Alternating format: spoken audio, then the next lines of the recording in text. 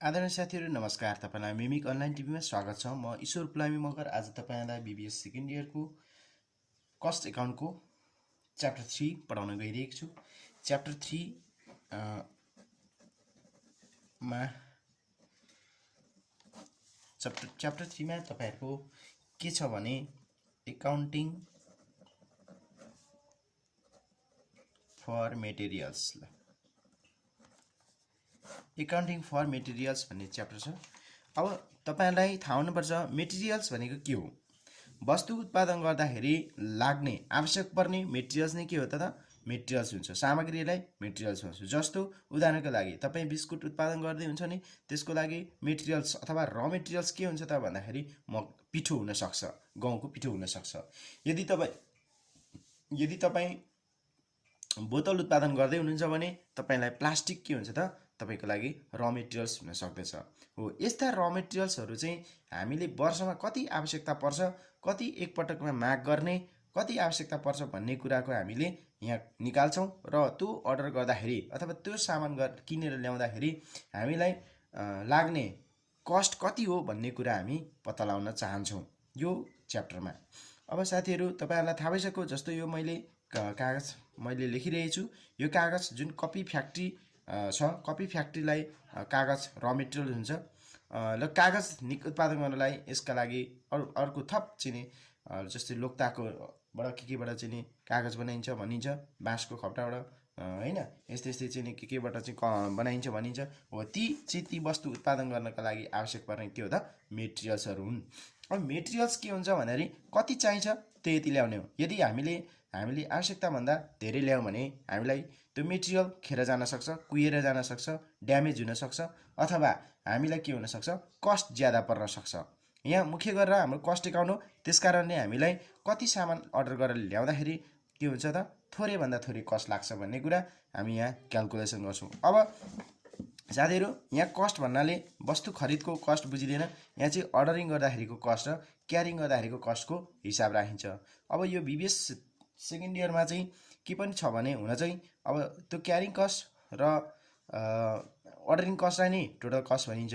र त्यसपछाडी with inventory value भन्नु भने चाहिँ इन्भेन्टरी भ्यालु सहित चाहिँ कति भनेर पनि हामीलाई सोध्न चाहिँ सक्छ साथीहरु। त्यो विथ इन्भेन्टरी भ्यालु भन्नु भने चाहिँ इन्भेन्टरी भनेको पर्चेज भ्यालु सहित चाहिँ टोटल कस्ट कति लाग्यो भन्ने हो भने टोटल कस्ट मात्रै भनेर सोध्यो भने चाहिँ हामीलाई अर्डरिङ कस्ट र क्यारिङ कस्ट कति लाग्यो भन्ने कुरा हिसाब निकाल्नु पर्दछ। ल सर्वप्रथम त हामीले साथीहरु यो पढिरहेको इकोनोमिक अर्डर क्वान्टिटी निकाल्न लाउँछ। यहाँ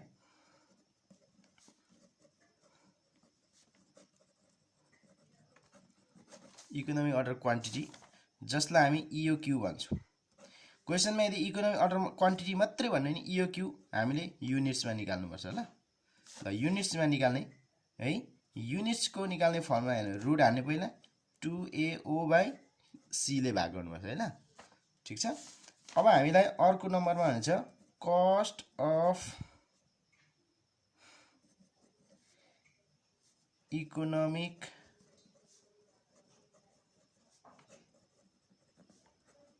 क्वान्टिटी, अथवा हामीले के भन्ने शब्द हुन्छ कस्ट अफ इओक्यू अथवा रुपीज भन्ने शब्द हुन्छ है। ल रुपीज निकाल भन्ने हुन्छ है साथीहरु। पहिलो कुरा त इओक्यू भनेको के हो भन्ने कुरा थोरै बुझिराखौं। इओक्यू भनेको एक पटकमा सबैभन्दा एक पटकमा ल्याइने वस्तुको क्वान्टिटीलाई इओक्यू भनिन्छ। इओक्यूमा चाहिँ के हुन्छ भने एकदमै के हुन्छ त मिनिमम कस्ट लाग्छ। अर्डरिङ कस्ट र क्यारिङ कस्ट एकदमै मिनिमम लाग्छ। यस्तो कन्डिसनमा क्यारिङ कस्ट र अर्डरिङ कस्ट जहिले पनि इक्वल भएको हुन्छ। जहाँ इक्वल हुन्छ अर्डरिङ कस्ट र क्यारिङ कस्ट त्यहाँ नै के हुन्छ त हाम्रो इकोनोमिक अर्डर क्वान्टिटी हुन्छ। इकोनोमिक भनेको एकदमै त्यहाँ चाहिँ कम खर्च लाग्ने क्वान्टिटी हुन्छ भनेर हामीले यो फर्मुला मार्फत चलाउँछौं। यो फर्मुला पनि प्रुफ गरेर त्यही अर्डरिङ कस्ट र क्यारिङ कस्ट चाहिँ इक्वल हुन्छ भन्ने कन्सेप्टबाट नै निर्माण गरेको फर्मुला हो साथीहरु।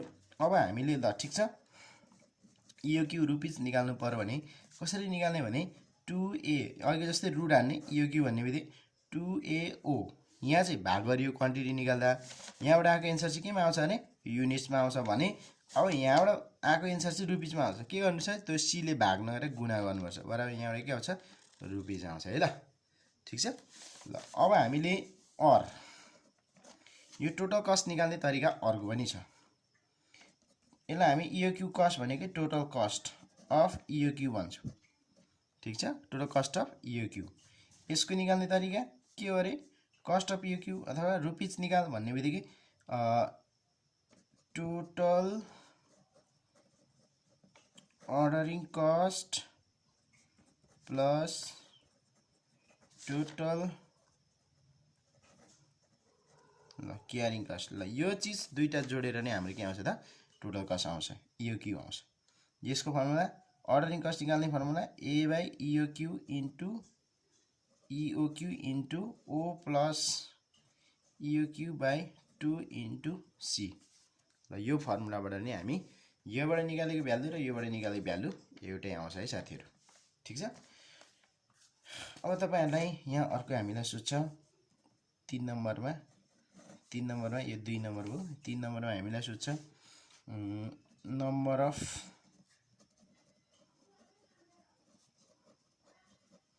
नम्बर अफ पर्चेसर हामीले n ले जनाउँछौं।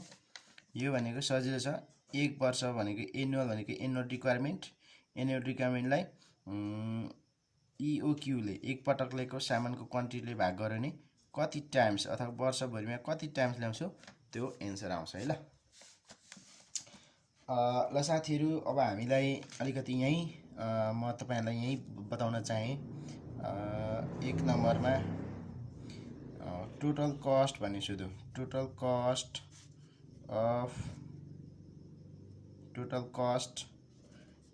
कस्ट विथ भन्ने शब्द हुन्छ, विथ इन्भेन्टरी भ्यालु भन्ने हुन्छ। ल इन्भेन्टरी भ्यालु है, टोटल कस्ट अफ इओक्यू मान्यौ, कस्ट अफ इओक्यू नै लेख्यौं। ल total cost of EOQ with inventory value भन्यो भने, अथवा पर्चेज, अर्को शब्द के पनि हुन सक्छ यहाँ, पर्चेज प्राइस अथवा पर्चेज भ्यालु भन्ने शब्द आयो। ल ठीक छ, कसरी निकाल्ने त अब भने हेरौँ त।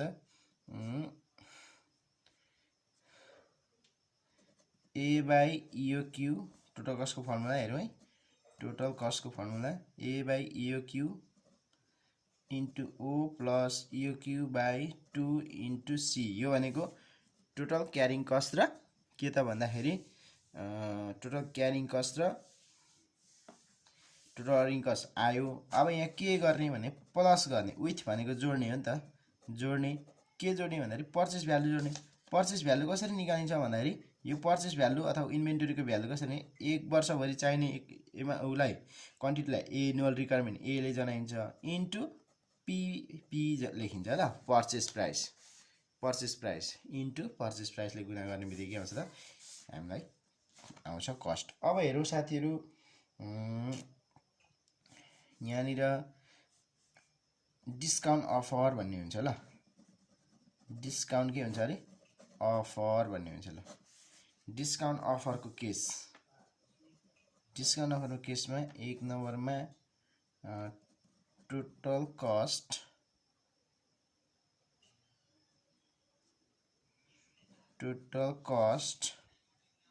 है, टोटल कस्ट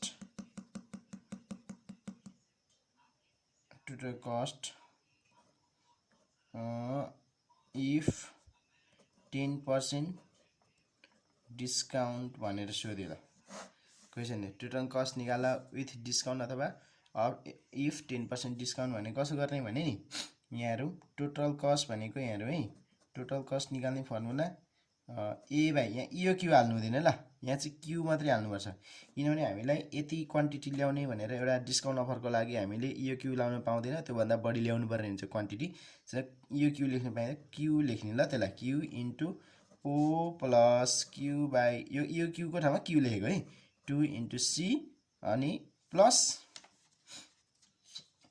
होइन माइनस हामीलाई यदि कम्पनीले अथवा हाम्रो साउले क्रेडिटर्सले उसले भने बमोजिम हामीले ज्यादा क्वान्टिटी उठायो भने हामीलाई डिस्काउन्ट दिन्छ। डिस्काउन्ट दिँदा हाम्रो के हुन्छ त, कस्ट घट्छ। यसकारणले माइनस गर्नुपर्छ। माइनस ए कसमा डिस्काउन्ट दिन्छ भने वस्तुको किनेको मूल्यमा ए इन्टु पी हैन, अथवा पीपी पर्चेस प्राइस, अनि यसमा कति पर्सेन्ट डिस्काउन्ट पर्सेन्ट दिन्छ त्यति चाहिँ हामी के गर्छौं त, राख्छौं। ठीक छ। अनि यहाँबाट कस्ट निकाल्छौँ है ल। अब अर्को 2 नम्बरमा टोटल कस्ट निकाल भन्छ। Total cost with inventory value ल। यो डिस्काउन्ट पर्सेन्टेज जति पनि हुन्छ है ल। मैले मानिलिएको 10 इन्भेन्टरी भ्यालु भन्यो। अनि इफ मानले 2% डिस्काउन्ट पर्सेन्टेज भन्नु उसले। डिस्काउन्ट पर्सेन्टेज भन्छ जति पनि हुन्छ यो डिस्काउन्ट त जस्ट डिस्काउन्ट छ भन्ने कुरा मैले तपाईहरुलाई जानकारी गराउन खोजेको। यस्तो बेलामा टोटल कस्ट कसरी निकाल्ने? यो सेम तरिका A/Q * O plus Q/2 * C minus A * PP * discount सम्म त सेम छ हो कि हैन? डिस्काउन्ट पर्सेन्टेज के जोड्ने विथ इन्भेन्टरी भ्यालु हुन्छ प्लस के गर्ने पर्चेज जोड्ने। पर्चेज भने के हो त अघि हामीले के गर्थ्यौं पर्चेज भन्दा कि यहाँ हेर्दा A * PP ल पर्चेज प्राइस। यसरी गरेर हामीले टोटल कस्ट निकाल्छौं है साथीहरु ल। अब म्याक्सिमम मिनिममको अर्को फर्मुला छ। अर्को हामीलाई यही च्याप्टर भित्रको हिसाब हो यो। अर्को हामीलाई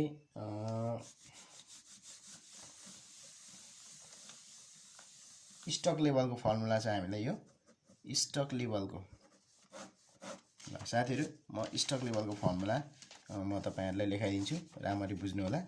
स्टक लेभलको फर्मुला 1 नम्बरमा जहिलेसुकै रिअर्डर लेभल निकाल्न लाउँछ अथवा रिअर्डर निकाल्नु पर्यो रिअर्डर लेभल निकाल्नु पर्यो।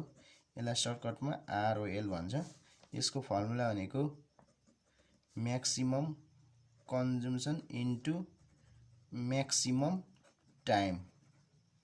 यसरी निकाल्ने maximum consumption into maximum time गर्ने बित्तिकै के हुन्छ हाम्रो चाहिएको फर्मुला यहाँबाट भ्यालु यहाँबाट आउँछ ल। 2 नम्बरमा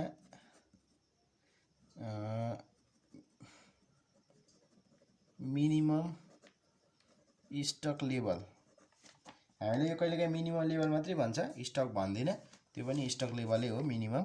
ल यतिखेर कसरी पत्ता लगाउने भने ROL यो हामीले यहाँको भ्यालु ROL लाउँछौं minus average consumption into average time हुन्छ है यसको फर्मुला चाहिँ ल। यो फर्मुला लाएर हामी निकाल्छौं। ठीक छ गाइज। अब हामीले 3 नम्बरमा म्याक्सिमम पनि हुन्छ। म्याक्सिमम स्टक लेभल यही ROL प्लस ROQ लाई EOQ पनि भन्न सक्छौं माइनस यहाँ चाहिँ minimum consumption into minimum time. यति गरेर हामी के गर्छौं म्याक्सिमम स्टक लेभल। अब त साथीहरु ROL भने के भन्दा रिअर्डर लेभल। फेरि पुनः रिअर्डर गर्ने लेभल कतिमा पुगेपछि हाम्रो स्टक कुन लेभलमा पुगेपछि रिअर्डर गर्ने भन्ने निकाल्छ यहाँबाट। भनेपछि मिनिमम स्टक लेभल भनेको मिनिमम हाम्रो स्टकको कम्तीमा हुनुपर्ने स्टकको लेभल कति हो त्यो भन्दा मुनि गयो भने डेन्जर हुन्छ। त्यसैले मिनिमम लेभल कति हो भने म्याक्सिमम स्टक लेभल भनेको बढीमा हामीसँग कतिसम्म अट्छ स्टक भनेर पत्ता लगाउने काम चाहिँ minimum stock level maximum stock लेभलबाट हामी हिसाब गरेर निकाल्छौं है। अब साथीहरु यति हो फर्मुला मुख्य गरेर। अब यहाँ एभरेज भन्ने शब्द छ। एभरेज कन्जम्सन भन्ने हुन्छ। एभरेज कन्जम्सन कसरी निकाल्ने भने सजिलो छ। Maximum consumption plus minimum consumption जोड्ने 2 ले भाग गर्ने। ठीक छ। त्यसैगरी अर्को छ एभरेज टाइम अथवा पिरियड। यसलाई हामी के पनि भन्छ त अर्को पिरियड पनि भन्छ ROP भनेर दिन्छ हामीलाई। त्यसैगरी maximum time plus minimum time भागा 2 गर्ने। यसरी हामी के गर्छौं त एभरेज निकाल्छौं है ल साथीहरु। ल 3 4 मा अब हामीलाई एभरेज स्टक निकाल भन्छ। अर्को एभरेज जुन म्याक्सिमम मिनिमम छ त्यसको त हामीलाई सोधेकै हुन्छ। यो भनेको maximum stock level plus minimum stock level भागा 2। यहाँ यसको अर्को फर्मुला नि छ साथीहरु। यसको अर्को फर्मुला तपाईहरुले याद गर्नुस् किनभने हामीलाई कहिलेकाहीँ ROQ भन्ने चीज सिक्नको लागि अत्यन्तै काम लाग्छ। यसको छ फर्मुला मिनिमम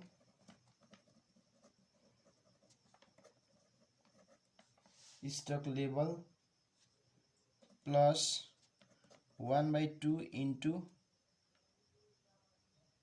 EOQ अथवा EOQ/2 भन्ने सम्झिनुहोस् न है। EOQ/2 यसरी हामीले चाहिँ के गर्छौँ भने यसरी पनि हामी निकाल्छौँ। कहिलेकाहीँ हामीलाई EOQ निकाल्नु पर्यो भने यो काम लाग्छ। मिक्स एभरेज स्टक लेभलको फर्मुलाबाट एभरेज स्टक यहाँ लेभल है ल यो फर्मुला लाएर निकाल्ने। अब हामीलाई कहिलेकाहीँ के हुन्छ भने साथीहरू यो ROL को पनि नयाँ नयाँ फर्मुलाहरू छन्। यो ROL को मैले अघि लेखिदिएको त छुइनँ, तर यसको पनि नयाँ नयाँ फर्मुला छन्। ROL निकाल्ने फर्मुला एउटा नयाँ फर्मुला के छ भने कहीँ कहीँ काम लाग्छ यो सेफ्टी माफ गर्नु SAFTY safety stock plus normal भनेको एभरेज कन्जम्सन इन्टु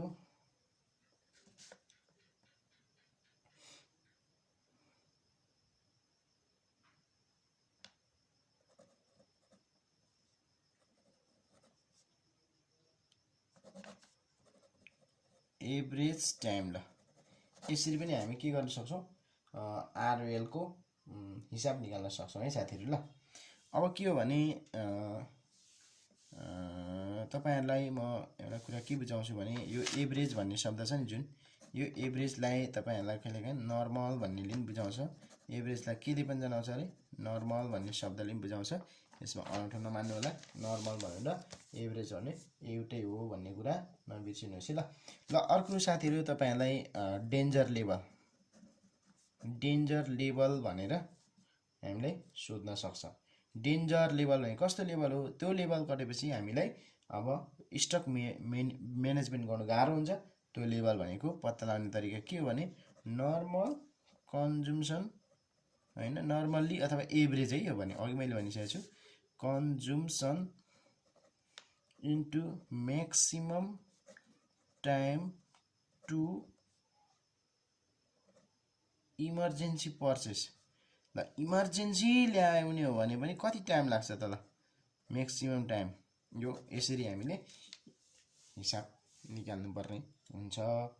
र साथीहरू अब म तपाईहरुलाई अर्को छ यो हामीले 5 नम्बरमा लेख्यौं। 6 नम्बरमा अझ अर्को हामीले कहिलेकाहीँ सोध्न सक्छ लेन्थ अफ इन्भेन्टरी साइकल सोध्यो भने कसरी निकाल्ने भन्दा लेन्थ अफ इन्भेन्टरी साइकल सोध्यो भने कसरी निकाल्ने भन्नुहुन्छ भने डेज इन अ इयर एक वर्षमा नर्मली 360 मान्छ यसले 360 364 या 365 त हामीले राख्ने हो। अपन के गर्नु पर्यो नम्बर अफ अर्डरले भाग गर्ने बित्तिकै हामी के हुन्छ त लेन्थ अफ इन्भेन्टरी साइकल हुन्छ। कति दिनमा हामी इन्भेन्टरी अर्डर गर्छौं भन्ने कुरा चाहिँ लेन्थ अफ इन्भेन्टरी साइकलले बताउँछ। साथीहरू तपाईहरुले यो फर्मुला बुझिसकेपछि प्र्याक्टिस गर्नुहोस् र हिसाब गर्नु परेमा म तपाईहरुलाई अर्को पिरियडमा अर्को क्लासमा म पढाउने नै छु। हस्त धन्यवाद। मिमिक अनलाइन टिभीलाई लाइक कमेन्ट सब्स्क्राइब गर्न नबिर्सिनु होला र तपाईलाई जिज्ञासा लागेका क्वेशनहरु पनि कमेन्ट मार्फत तपाईले कुनै सोलुसन गर्नु पर्यो आवश्यकता पर्यो भने तपाईले कमेन्ट मार्फत माग गर्न सक्नुहुनेछ। हस्त धन्यवाद।